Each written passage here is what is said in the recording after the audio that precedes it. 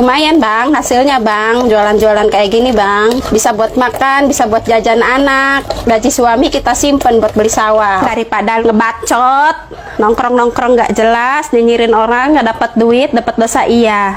Satunya ini 5.000. 5.000? Iya. Emang ada untungnya? Ada, kalau nggak ada untungnya nggak bakalan saya jual, saya makan sendiri. Emang kalau 5.000 tuh buat teteh untung berapa itu? Teteh jual 5.000 tuh, dapat Iya. untung berapa? Modal berapa? Ini modalnya paling kalau misalnya dijual modal satuan ini 2.000. 2.000 modalnya? Iya. Berarti teteh untung satu itu 3.000? Iya, mereka itu kan tidak tahu, biarpun jualan receh, tapi kan kalau dikumpulin kan recehnya itu kan jadi banyak duitnya. Jadi orang-orang itu nggak ada yang tahu. Kalau orang-orang tahu hasilnya bisa lumayan besar, ya orang-orang juga pasti semuanya pada pengen jualan. Nanti kebanyakan orang jualan nggak ada yang beli.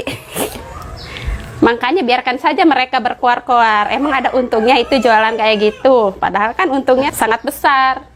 Lumayan lah daripada lu manyun di rumah nggak ngasilin duit, mendingan gue. Justru karena omongan orang, saya nyinyirin orang malah bikin menginspirasi, bikin saya semangat. Tambah semangat lagi untuk mencari cuan. Yang penting tidak merugikan orang, ya kan? Daripada ngebacot, nongkrong-nongkrong nggak jelas, nyinyirin orang, nggak dapat duit, dapat dosa iya. Mendingan saya tinggal di rumah, diam di rumah tapi bisa ngasilin duit. Iya, sambil duduk duit ngalir sendiri ya teh? Iya. Ini luar biasa ini. Lumayan bang, hasilnya bang, jualan-jualan kayak gini bang. Bisa buat makan, bisa buat jajan anak. Gaji suami kita simpen buat beli sawah, oke? Makanya saya jualan ini cepat kaya. Kita harus pinter. Jadi pedagang itu harus licik. Kalau nggak licik nggak untung.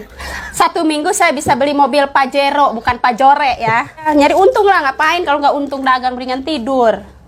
Di mana-mana kalau jadi pedagang itu harus licik. Tapi liciknya nggak boleh curang. Harus dicontoh buat emak-emak yang ada di luaran sana. Ini trik licik saya begini ya. Jadi Pokoknya punya istri kayak saya tuh beruntung ya. beruntung banget ya. Pokoknya Anugerah kalau- ya, bukan anugerah. musibah. Pintar mencari cuan. Tanya- Biarkan saja orang-orang yang bergaya di luaran sana. Mau healing, mau ke salon lah, saya mau bodo amat. Yang penting saya mah bisa ngasilin duit. Gak apa-apa, Satu dari tampil 1.000 wanita sederhana. kayak gini ya. Daripada hidup banyak gaya tapi hutangnya di mana-mana. Wah. Mendingan saya penampilan gembel, tabungannya di mana-mana. Wah. Semoga menginspirasi buat bunda-bunda di rumah. Jangan lupa di-share video dari saya. Jangan lupa dibagikan. Semoga menginspirasi untuk teman-teman semua. Amalan buat saya bersedekah ilmu kepada teman-teman semua. Semoga yang mau jualan, bingung mau jualan apa, dengan melihat video dari saya ini semoga menginspirasi. Tapi Saya kan dulunya mikir gimana caranya bisa ngasilin duit tapi tanpa harus ninggalin anak-anak. Ya begini jalannya bikin usaha di rumah.